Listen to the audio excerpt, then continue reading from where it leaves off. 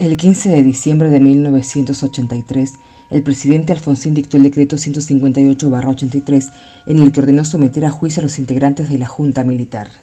Al poco tiempo se dictan las leyes llamadas de la impunidad.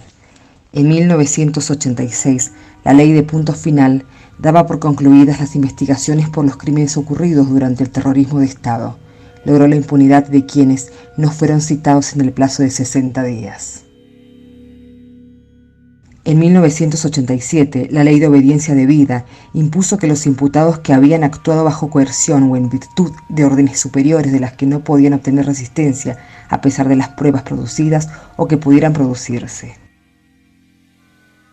Las madres de Plaza de Mayo, las abuelas y las organizaciones de derechos humanos incansablemente reclamaron justicia y la aparición con vida de los detenidos desaparecidos. El 14 de junio de 2004 son declaradas insanablemente nulas e inconstitucionales ambas leyes de impunidad. Los organismos de derechos humanos, Asociación Lucrecia Barquet, familiares detenidos, desaparecidos, Asociación Coca Gallardo, Hijos, la Liga Argentina por los Derechos Humanos, junto a Víctor Hugo Elías y Juan Carlos Villamayor, fueron quienes impulsaron el proceso de juzgamiento de los responsables de esta y otras causas de lesa humanidad.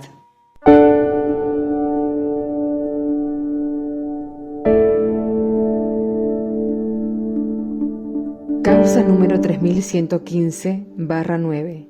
Carátula: desaparición del doctor Miguel Ragone, el homicidio del señor Santiago Catalino Redes y lesiones sufridas por la señora Margarita Martínez de Leal. 95 testigos citados a declarar, 6 meses de proceso. La reconstrucción de ese juicio, la reconstrucción de las pruebas, fue realmente un trabajo de hormiga. Por supuesto fuimos acompañados, ¿no es cierto?, en ese momento, allá por el año 2003, con todos los familiares, para volver a reconstruir esas pruebas que la verdad que cuando vimos el sumario policial original nos pareció una aberración.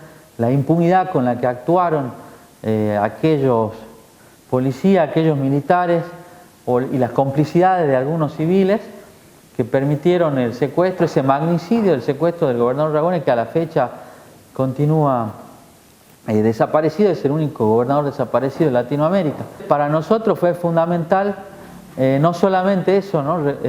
Poder reconstruir esa prueba, poder lograr llevar ese juicio a un juicio oral.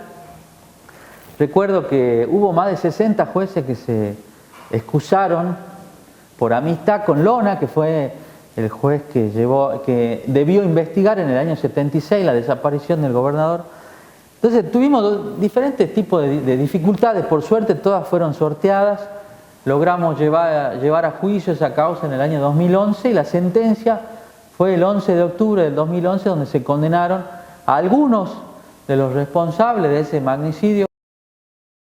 Acusados: Luciano Benjamín Menéndez, ex jefe del Tercer Cuerpo del Ejército; Carlos Alberto Mújal, jefe de la guarnición local del Ejército; Miguel Gentil, ex jefe de la Policía de Salta; Joaquín Gil, ex jefe de seguridad de la Policía; Jorge Héctor Zaneto, ex vocero de la AAA, y los ex policías Andrés del Valle Zoraire, Pedro Javier Herrera y Raúl Nelson Herrera.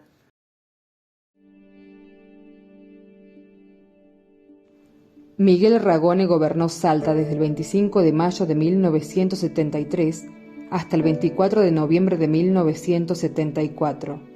Fue el único gobernador constitucional secuestrado y desaparecido. Su cuerpo nunca fue hallado.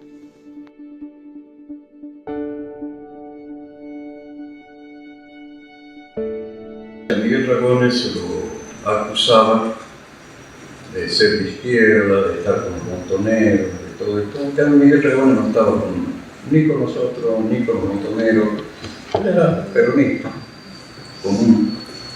Es decir, un peronista que, claro, había decidido enfrentar a los grupos que detentaban el poder del peronismo, que tuvo esa audacia, de enfrentar a Cornejo Linares, de enfrentar a Tomás Rián, de enfrentar a la vieja camada dirigentes del peronismo, ¿no? Y a la vez de enfrentar de alguna manera los servicios policiales, Entonces Miguel Ragones no era una persona que participó de una elección interna porque tenía ambiciones, porque era un caudillo más, no.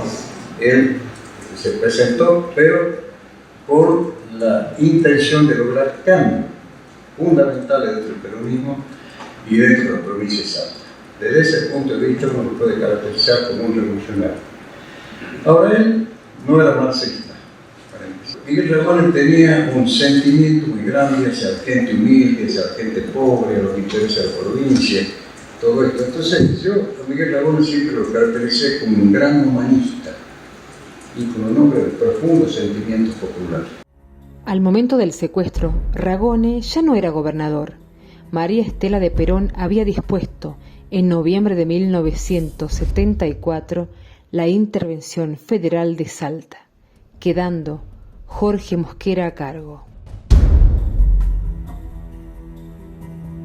El 11 de marzo de 1976, a las 8:15 horas, el exgobernador de la provincia de Salta salió de su domicilio en calle Pasaje Puló 146 de la ciudad de Salta, a bordo del automóvil Peugeot 504, dominio A 024444A, a cumplir con las tareas diarias.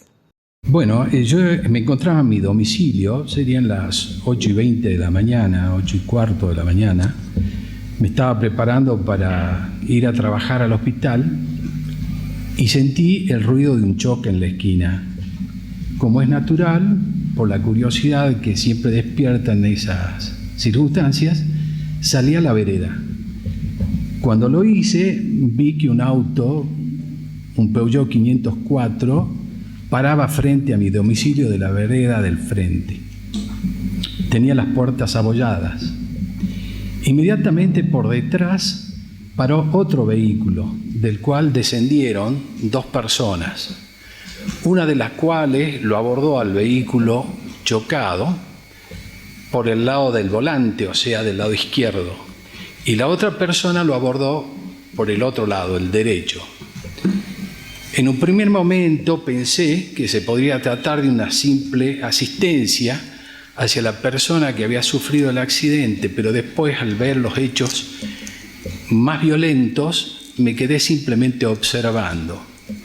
Vi cómo abrieron las puertas de ambos lados con violencia y lo desplazaron al conductor hacia el medio de los asientos.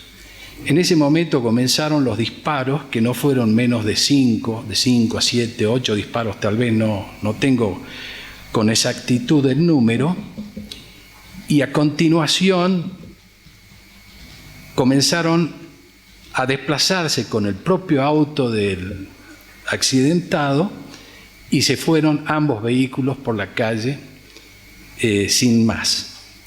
Al pasar por la esquina de la siguiente cuadra, sentí 2 nuevos disparos y pude ver cómo una persona que estaba de pie en la vereda, que era el almacenero que yo conocía, el señor Arredes, cae al suelo alcanzado por los disparos. Esta circunstancia nos dejó a todos prácticamente paralizados. Y a continuación me quedé en mi consultorio tratando de reflexionar los acontecimientos que verdaderamente me superaban y sentí que alguien tocaba la puerta. Cuando atendí, una persona, joven, mujer, me pidió asistencia médica porque tenía una herida en el brazo que posteriormente comprobé que era una herida de bala. Le di la asistencia en mi consultorio, le vendé el brazo y como vi de que se trataba de una herida de importancia, decidí llevarla al Hospital San Bernardo. La subí en mi propio auto, seguimos hasta la esquina donde estaba caído el almacenero, momento en el que paré, me bajé y lo revisé para ver si podía darle algún tipo de ayuda. Cuando vi que sus signos vitales ya habían desaparecido y estaba en paro cardíaco me refiero, sin posibilidades de una recuperación, seguí viaje hacia el hospital con la señora que me había pedido asistencia en mi consultorio. Me taparon entera hasta la cara y me mandaron a hacer una radiografía. Así fui a la sala de radiografía y volví. Cuando volví ya había llegado mi esposo y él me preguntó qué pasó. Yo no dije nada. Me pusieron en una salita de guardia. Ahí estuve al lado del señor Arredes. Ahí creo que de rato me veía el médico. Después llegó la hermana del señor Arredes y ella, como me vio que yo estaba ahí, ella me preguntaba, me quería si yo había visto qué había pasado, pero yo no sabía. Usted contó que entraba a las 8 de la mañana a la empresa. ¿Usted se acuerda más o menos a qué hora llegó ese día? A las 8. A las 8 en punto. A las 8 de la mañana. Llegó y abrió. Sí. Bueno, las personas que se bajaron del auto, la que estaba hacia el lado donde yo veía, que era la que abordó el automóvil por el lado izquierdo, me dio la espalda todo el tiempo porque estaba preocupado de abrir la puerta y atacarlo al conductor del Peugeot. Y la otra persona estaba detrás del auto de Ragone, de manera que no pude ver los rostros de esas personas. Bien, ¿y las características físicas más allá de los rostros? En cuanto a las características físicas, el del lado izquierdo era una persona corpulenta, de una estatura 1,80 m aproximadamente, morocho, y el del otro lado era más bajo, menos corpulento y no morocho, de tez blanca.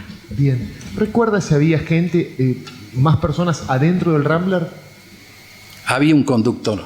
Bien. ¿El vehículo, el Peugeot, estaba estacionado frente a Betela, digamos, de la...? Exactamente frente a la empresa Betela. Usted dice que llega al hospital, que estuvo como en una sala de guardia, que la revisan Sí. 2 doctores, la ponen en una camilla, la acuestan en la camilla Sí, y la tapan con la cara incluida también. también. ¿Le dijeron por qué o usted preguntó por qué en ese momento? No pregunté nada. Los médicos antes de taparla le ponen algún vendaje, algo, porque usted estaba sangrando en ese momento. Sí, creo que no recuerdo, solo me acuerdo que me mandaron a hacer una radiografía. Bien, usted dijo vuelve a esa misma sala de guardia donde la habían revisado Sí. antes. ¿Y ahí qué pasó después de la radiografía? ¿Le hicieron alguna curación más? Sí, me curaron la herida y me saturaron. ¿Los mismos doctores que la habían atendido antes? Sí, los mismos doctores. ¿Había enfermeras también, alguna otra persona? Sí, había enfermera. Creo que una enfermera, no recuerdo bien. Y usted dice después que la llevan a una sala de guardia, Sí. donde se queda al lado del cuerpo del señor Arredes. Sí. ¿Era otra sala distinta o era otro lugar del hospital? No, en la misma guardia. En la misma En guardia. la misma guardia. Cuando a usted la recuestan en la camilla, ¿le tapan la cara con algún tipo de manta, sábana? Con una sábana. Bien. ¿Cuánto tiempo estuvo con... ¿la manta le tapaba la cara y el cuerpo también? Sí. ¿Cuánto tiempo estuvo tapada de ese modo? Desde que me llevaron a Rayos, volví y hasta las 7 de la tarde. ¿Usted recuerda aproximadamente a qué hora llegó al hospital? Aproximadamente 9 debe ser. El auto del doctor Ragone dobló por el pasaje del Milagro y a la altura de 160 fue embestido fuertemente por un Chevy color rojo o naranja, provocando que el auto del doctor Ragone se detuviese. Inmediatamente después, un vehículo Ford Falcon de color gris se colocó en la parte posterior del Peugeot 504, dejándolo cercado y acorralado. Testigo: Sandra Mabel Siegrist, Alrededor de las 8:15 me dirigía hacia el Colegio Nacional cuando escucho un disparo. Al llegar a la calle del Milagro vi 3 rodados, un Chevy, cruzado por delante del Peugeot 504 gris. Lo reconocí, era el de Ragone, mi vecino. Por detrás, un Falcon también gris. Los autos emprendieron carrera por calle del Milagro, doblando en el pasaje Klein.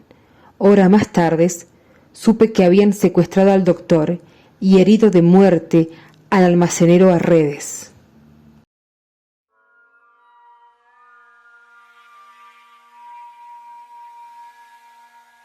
Fue un día muy duro, el más duro y el más triste de mi existencia. Y yo recién me enteré del secuestro de mi padre como media mañana, porque vivíamos como a 2 cuadras, y antes de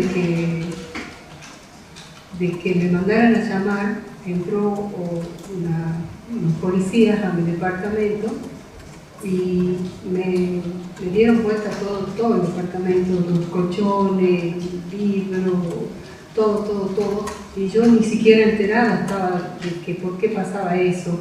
Y justamente cuando ellos se iban, llegó una empleada de mi mamá que me mandaba a llamar, y cuando bajaba, iba un chofer de mi marido, Danielsen, y por eso me di cuenta que eran policías, porque se los llevaron presos. Entonces yo me fui caminando hasta la casa de madre, y ahí ya cuando llegué había mucha gente.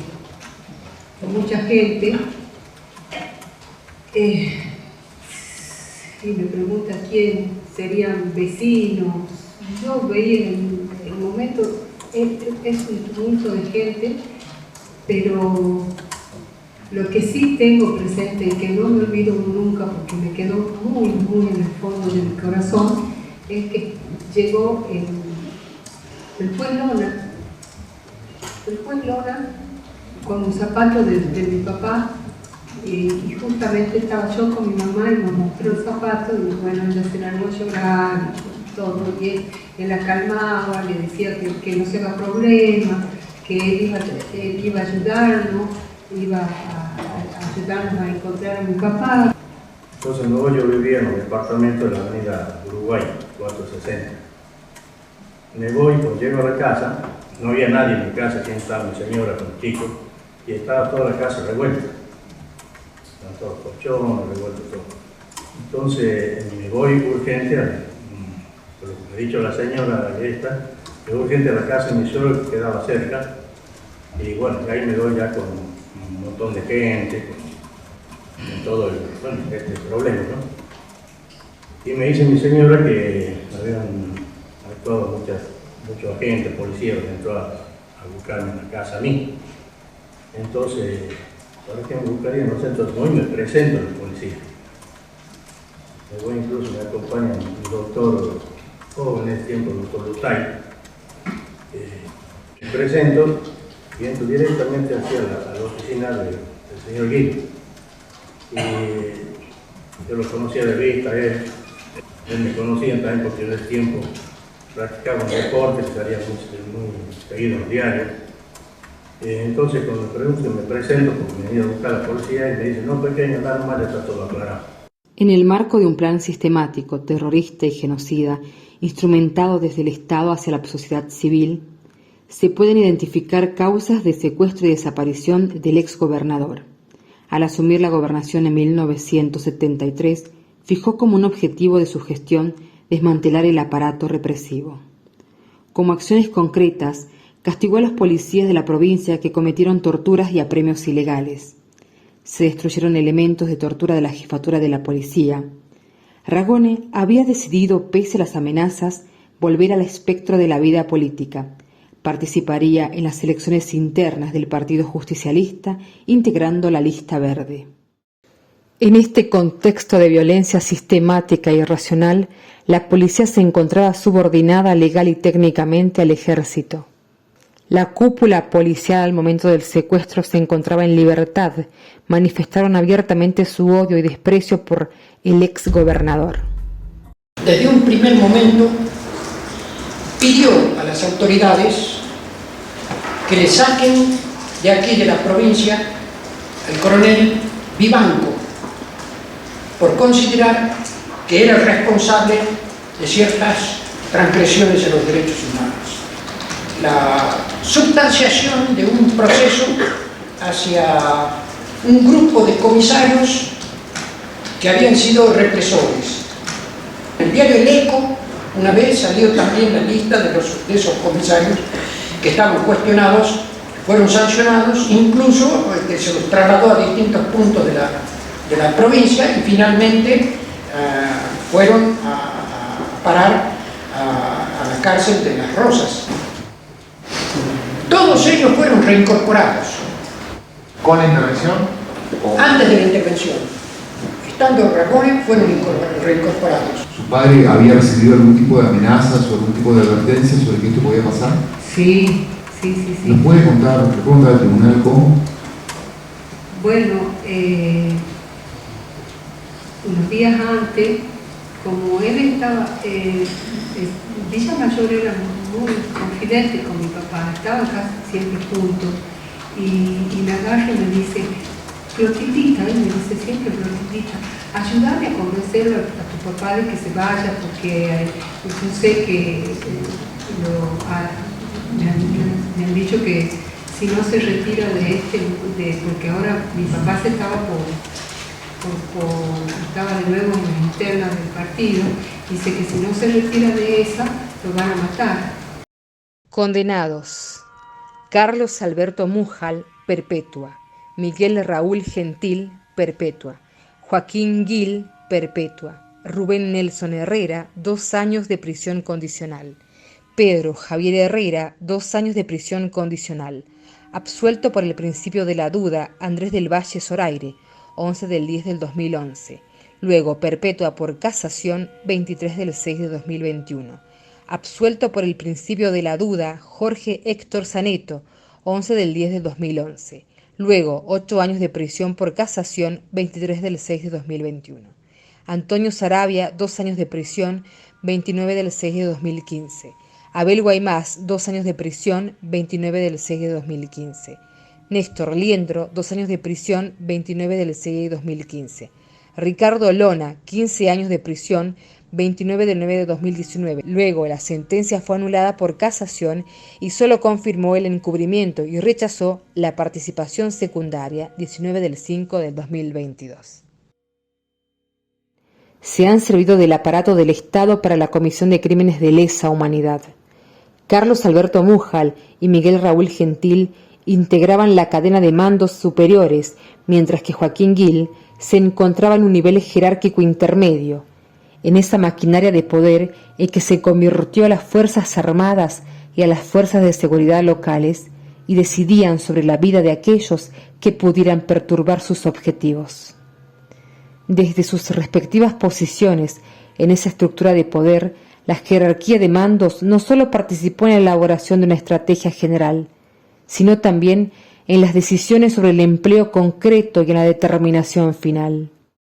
Los crímenes de lesa humanidad son una figura especial del derecho penal, no prescriben y no pueden ser indultados. ¿Sabés que te estamos buscando? Si naciste entre 1974 y 1983 y tenés dudas sobre tu origen familiar, comunícate al 0800-222-266-234. Si estás en el exterior, contactate con el consulado argentino o al mail conadi@jus.gov.ar. Ayúdanos a encontrarte.